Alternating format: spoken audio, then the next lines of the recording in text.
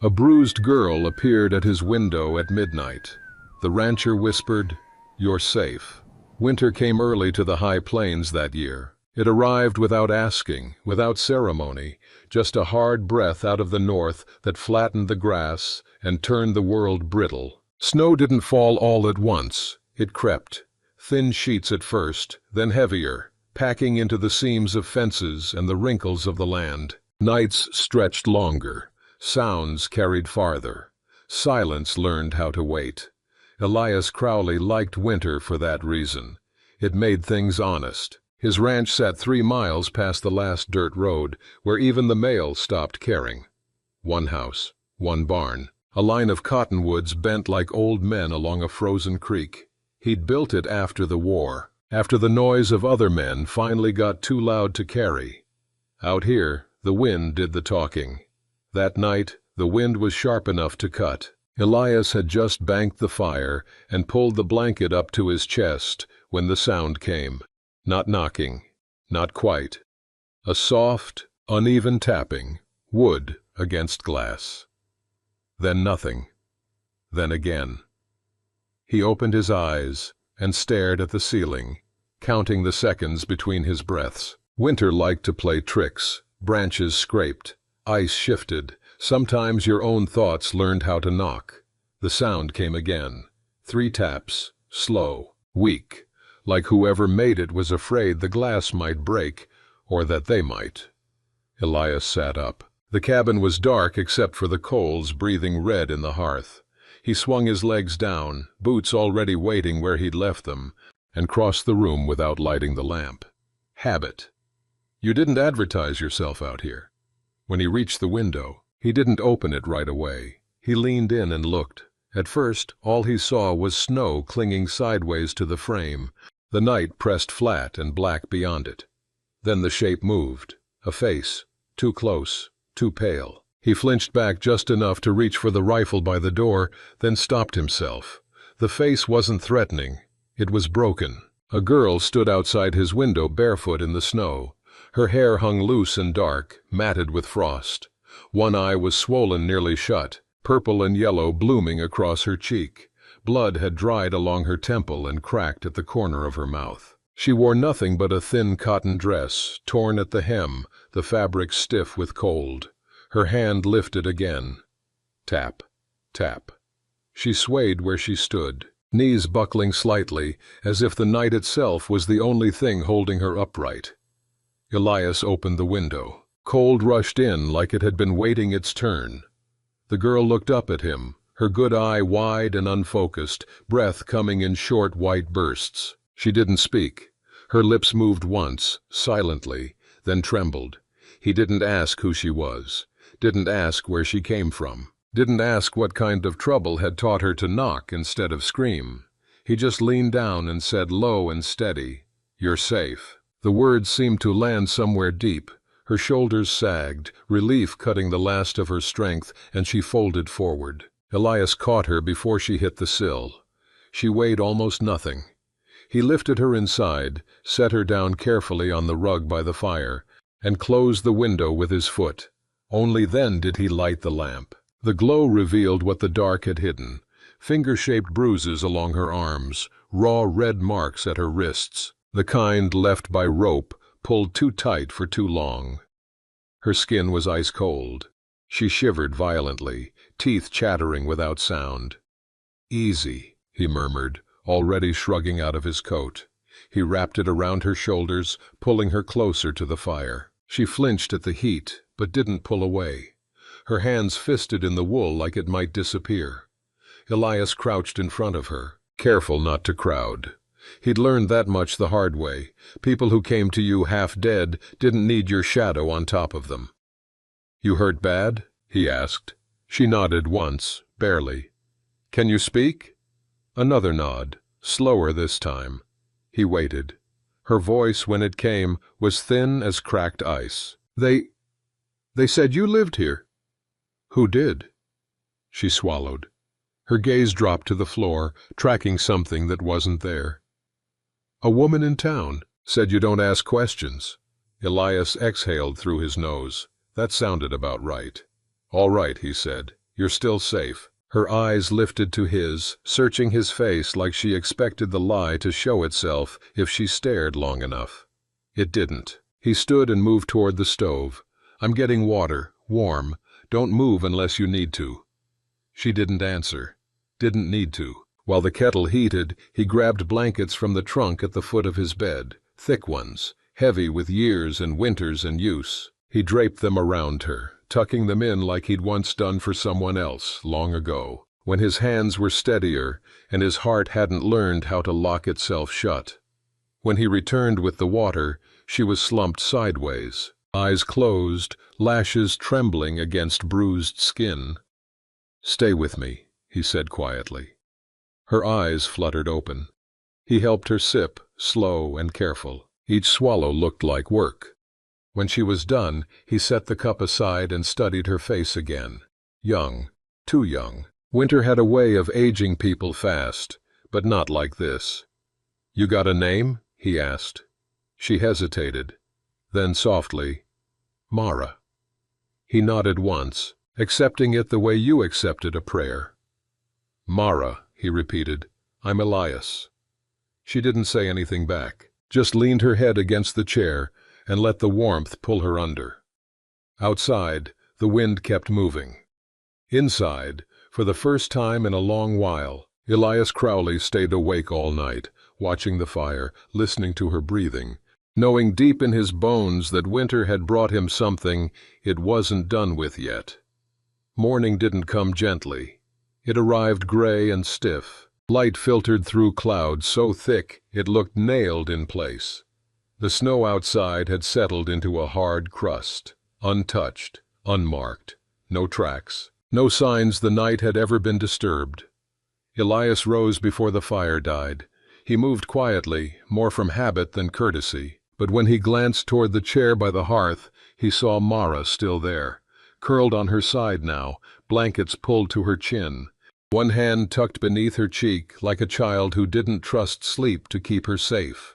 Her breathing was shallow but steady. He stood for a moment longer than necessary, watching the rise and fall of her shoulders, making sure the night hadn't taken anything more while his back was turned. Then he went to work. He stoked the fire, set water to boil again, and cut bread with slow, careful strokes. The ordinary motion steadied him. Ranch life taught you that even the worst moments had to share space with the practical ones. Animals still needed feeding. Wood still needed splitting. People still needed to eat. When the kettle whistled, Mara stirred. Her eyes opened sharp this time, panic flashing through them before memory caught up.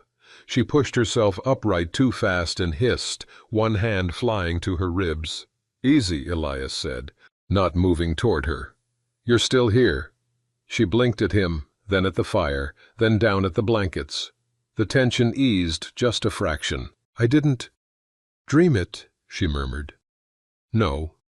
She nodded, like she was filing the fact away for later. "Good." He handed her a mug. "Drink, small sips." She obeyed, hands trembling less than the night before. Up close, he could see more clearly now. Old bruises layered beneath new ones. The faint scar at her hairline that spoke of something healed badly and alone. "You hungry?" he asked. "Yes," she said immediately. Then softer, "But I can wait." He shook his head. "You don't have to." They ate in silence, not awkward, just careful. She watched him between bites, eyes alert, measuring. He let her. Trust didn't grow in straight lines. When she finished, she set the mug down and wrapped both hands around it like she was afraid the warmth might escape. "Elias," she said, testing his name. "Yes? They'll come looking." He nodded. "Figured. You don't know who they are." "Don't need to," he replied. "People who hurt someone like you don't do it quiet." Her jaw tightened. "I didn't do what they said." "I didn't ask." That stopped her. She stared at him, really stared this time, as if searching for the trick. "Why?" Elias leaned back against the table, crossing his arms. The answer came easier than he expected. "Because whatever you ran from didn't follow you here. That's enough for now." She swallowed. Her gaze dropped to her hands. They said no one would help me, said Winter would finish what they started. Well, he said mildly, Winter's bad at following instructions. The corner of her mouth twitched before she could stop it. Later, while she slept again, deeper this time, Elias stepped outside. The cold hit him hard, clean, the kind that burned your lungs and sharpened your thoughts. He circled the cabin slowly, eyes on the ground, reading the snow the way he'd been taught as a boy. Tracks, boots, 3 sets, heavy, recent. They hadn't come close. Just enough to confirm what he already knew. Someone had been watching. He straightened, scanning the tree line, the frozen creek, the long white stretch of nothing beyond. No movement, no sound but wind threading through bare branches. "They won't take you," he muttered, not sure if he meant it as a promise or a warning to himself. Inside, Mara woke near midday. She sat at the table this time, wrapped in one of his old shirts, sleeves rolled up past her wrists. Color had crept back into her face, though the bruises still spoke louder than her voice ever could. "You can stay," Elias said simply, setting down a plate of food. "At least until you're steady." She hesitated. "And after?" He met her eyes.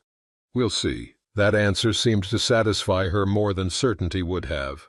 As the light faded and the cold pressed closer, the cabin filled with the quiet sounds of 2 people learning the shape of each other's presence. The fire cracked. The wind knocked once at the door, then moved on.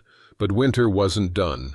Not with her, not with him. And somewhere beyond the frozen fields, men were already saddling horses, following the kind of trail that didn't disappear just because someone wished it would. The storm came 2 nights later. Not the loud kind. No thunder, no drama. Just a steady, merciless fall that buried the world inch by inch. Erased edges, softened distance. Snow packed itself against the cabin walls and swallowed sound until even the wind seemed to move more carefully. Mara stood at the window long after dark, watching it come down. "They like storms," she said quietly. Elias looked up from where he was repairing a harness by lamplight. "Who does? The kind of men who think weather can finish what they're too lazy to do themselves." He set the leather aside. "You want to tell me now?" She didn't answer right away. Her reflection hovered in the glass, bruised, tired, but standing straighter than before. Finally, she nodded once. "They were running freight out of Carson Pass," she said. "Illegal routes, smuggling rifles south. I saw something I wasn't meant to. When I spoke up, they decided I was the problem." "You went to the law?" A humorless smile. "They were the law. Or close enough." Elias exhaled slowly. That fit. The kind of trouble that didn't stay in towns. The kind that followed. "I ran," she continued. "They caught me outside Red Willow, taught me a lesson, told me no one would hide me in winter." She turned from the window then, eyes sharp. "They were wrong." Elias held her gaze. "Yes, they were." The knock came just past midnight, not tapping this time. A fist, hard, certain. Elias was on his feet before the second knock landed, rifle already in hand. He met Mara's eyes. Fear flashed there, but something else too. Resolve. "Back room," he said. "Now." She didn't argue. She moved fast, quiet, slipping behind the curtain that led to the narrow space where he stored supplies. He waited until he heard her settle, then opened the door just enough to see. 2 men stood on the porch, snow clinging to their coats and beards. A third sat mounted behind them, horse blowing steam into the dark. "Evenin'," the taller one said. His smile didn't reach his eyes. "Cold night to be alone." Elias kept the rifle visible but low.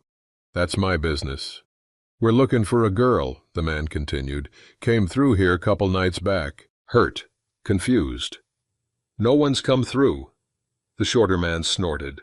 "You sure? Tracks say otherwise." Elias's jaw tightened. "Tracks say a lot of things." Silence stretched. Snow whispered down. Finally, the taller man shrugged. "Mind if we warm up? Storm's bad." Elias stepped forward, blocking the doorway fully now. I do. Something shifted then. The politeness fell away. That girl stole from us, the man said flatly. We're taking her back. No, Elias replied. One word, solid as iron. The mounted rider moved, hand sliding toward his gun. Elias raised the rifle an inch. You take another step, and winter won't be the worst thing you face tonight. For a moment, no one breathed. Then the taller man laughed softly. You always were stubborn, Crowley. Elias stilled. You know me? Everyone knows the man who walked away from a badge and a war, he said. Question is, are you willing to die for a girl you just met? Elias didn't hesitate. Yes. The answer landed heavy. The men exchanged a look. Calculating. The storm thickened, visibility dropping fast. Not tonight, the taller man decided, but this ain't over. They stepped back into the snow, vanishing as quickly as they'd come. Elias shut the door and locked it. Mara emerged slowly. You didn't have to. I did, he said. She looked at him then, really looked, and something settled between them. Not gratitude, not fear. Trust. Outside, winter closed in tighter, and the world shrank to firelight, breath, and the quiet understanding that whatever came next, they would face it together. The storm swallowed the night whole. By morning, the world had been reduced to white and shadow, no horizon, no landmarks, just a vast silence broken by the creak of the cabin settling under snow. Elias woke before dawn, senses tuned sharp. Trouble had a smell to it, and it lingered now, buried beneath pine smoke and cold. Mara was already awake. She sat at the small table, hands wrapped around a mug that had long since gone cold. Her hair was braided back loosely, a habit he'd noticed when she needed control over something, anything. She looked up when he entered, eyes searching his face. They'll come back, she said. Yes. More of them. Yes. She nodded once, accepting it. Fear lived in her, but it no longer ruled her. That was new, dangerous, maybe. Brave, certainly. Elias pulled on his coat and boots. We can't stay. Her grip tightened on the mug. Run? He shook his head. Move. There's a difference. He packed quickly. Rifle, ammunition, dried meat, blankets, the map he'd sworn he'd never use again. The one that showed the old line cabin tucked into the trees west of the ridge. Forgotten. Hard to reach in winter. Perfect. By midday, they were on horseback. The wind cut sideways, snow biting at exposed skin. Mara rode close behind him, her arms wrapped around his waist, her breath warm through his coat. He felt her there, solid, real, and it grounded him in a way nothing had since before the war. They didn't take the main trail. Elias led them through low ground, along frozen creek beds and narrow cuts in the land where tracks vanished as fast as they were made. He moved like a man who had done this before, not running, not panicking, just surviving. Behind them, the ranch disappeared under falling snow. By late afternoon, they reached the ridge. The old line cabin crouched where he remembered it, half buried, roof sagging but intact. Smoke hadn't risen from its chimney in years. Elias dismounted first, checking the perimeter before helping Mara down. Inside, it smelled of dust and old wood. He got the fire going while she swept snow from the floor and shook out the blankets. The space was smaller than the ranch house, but it would do. Night fell early again. They ate quietly, the fire casting long shadows across the walls. Outside, the storm eased, leaving behind a silence that felt too clean. Elias didn't like it. Neither did Mara. She spoke suddenly. They won't stop. No. Even if we keep moving? No. She looked down at her hands. Then someone gets hurt. Yes. Her voice dropped. It might be you. Elias studied her face, the set of her jaw, the strength she didn't know she carried yet. It won't be. That earned a small, sad smile. You don't get to decide that alone. He reached across the table, placing his hand over hers. Then decide with me. She met his gaze, something fierce sparking there. I am. The sound came just before dawn. Hooves. Elias was already awake. He grabbed the rifle and motioned Mara back. They listened. 3 horses this time, maybe 4. Slower, confident. They found us, she whispered. Yes. Her eyes met his. No panic, no pleading, just resolve. Tell me what to do. Elias hesitated only a second. Then, stay here, no matter what you hear. No. Mara, I won't hide while you bleed. That stopped him.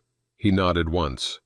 Then stay behind me. The door splintered inward under the first kick. The cabin exploded into motion. Elias fired first, clean, precise. One man went down hard in the doorway, blood bright against the snow.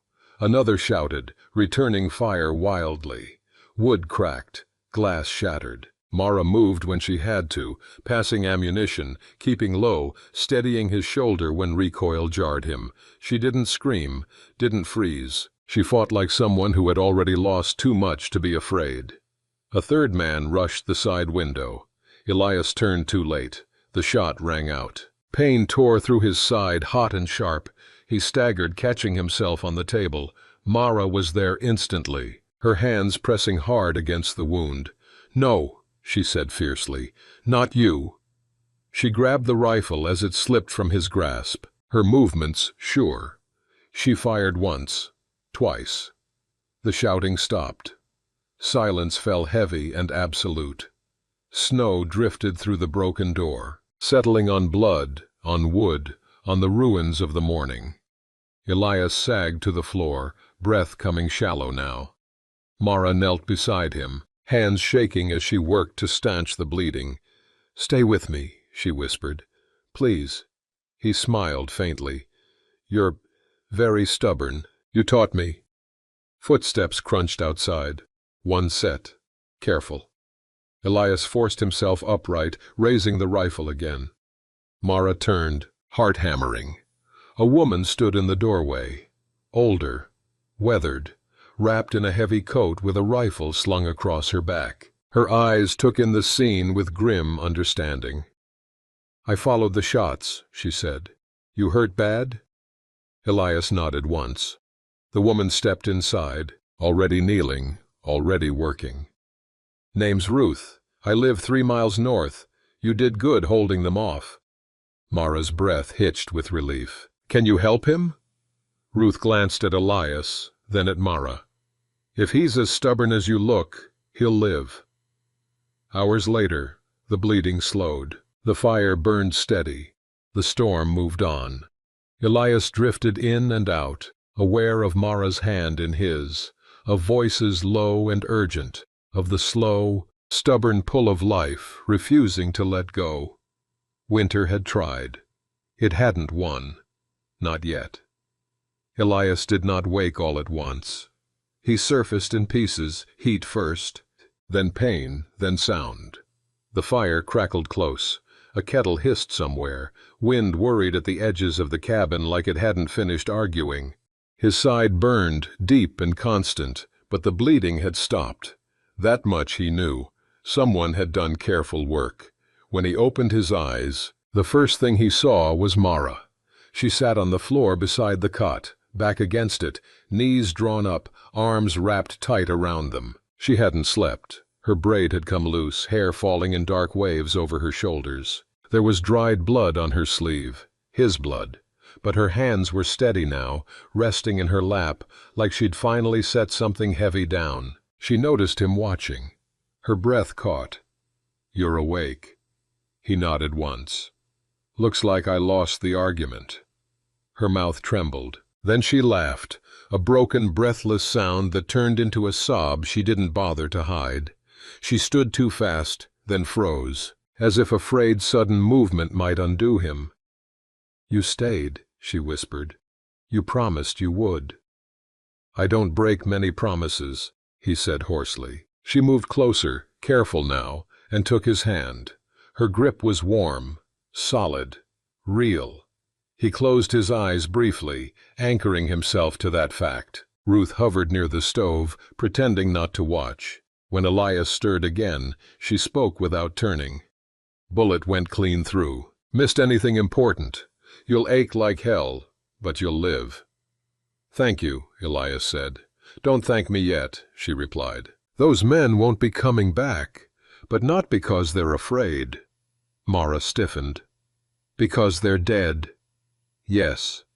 Silence settled over the cabin, heavy but not frightening. Outside, the snow reflected pale winter light through the broken doorway.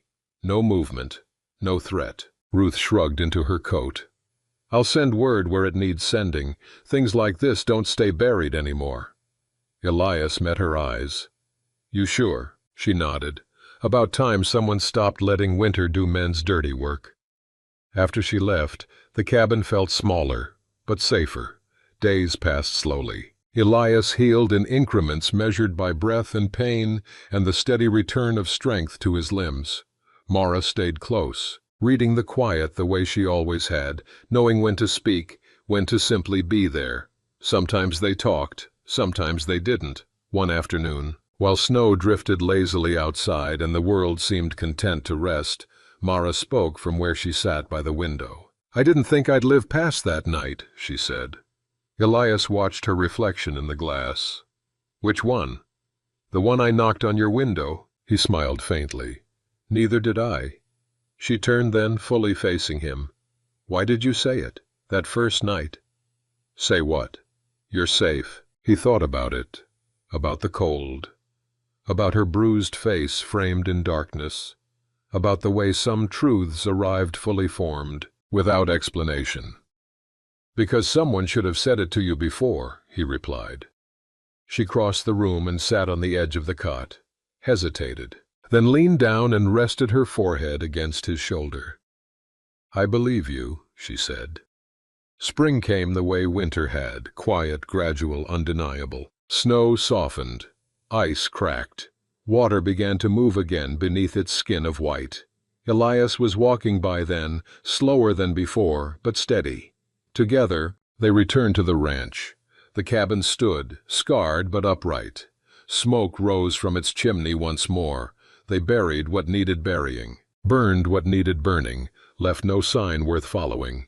One evening, as the last of the snow melted into the ground and the sky blushed with early sunset, Mara stood on the porch, watching the land stretch wide and open before her. "It's strange," she said. "I used to think safety was a place. And now?" She took his hand. "Now I think it's a choice." Elias squeezed her fingers. "Then we'll keep choosing it." She smiled at him, not carefully, not guarded, just smiled. Winter had tested them both. It had bruised, broken, and bled them.